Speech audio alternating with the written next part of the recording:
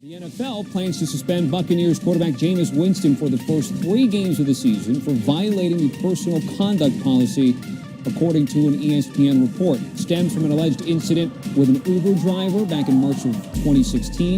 The Bucs opened the season with the Saints, the Eagles, and the Steelers. Oh, Jameis. Famous Jameis, back in the news. So if you haven't heard, my man is expected to accept a 3-game suspension from the NFL for allegedly groping his Uber driver back in 2016. After the story broke this week, all anyone can talk about is Winston and his future with the Bucs. My first thought was, that's crazy. They're not going to cut their franchise QB. Get out of here with that. But as you know, the NFL operates by a very hypocritical ethical system, where teams will put up with you as long as your value to the team exceeds your negative public perception. Like I said, it's very hypocritical. Well, I started looking into Winston's new allegations, and it's so shady, it's made me rethink my entire opinion of famous Jameis.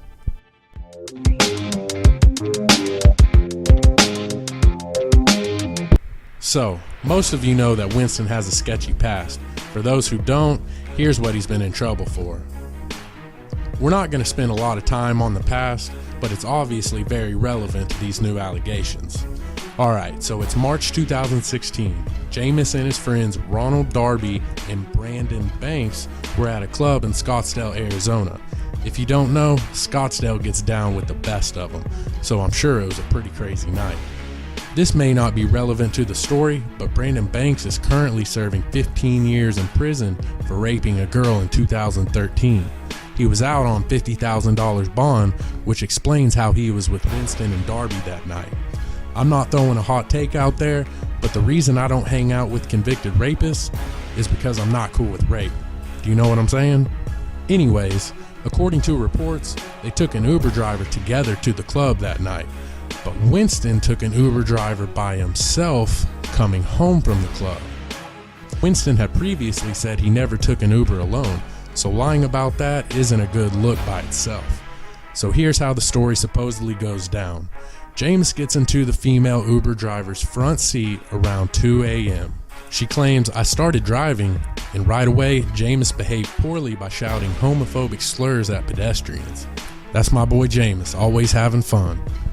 She then goes to say Winston wanted food, and so they went to a drive-thru, and while in line, he reached over and grabbed my crotch and held his hand there for 3 to 5 seconds.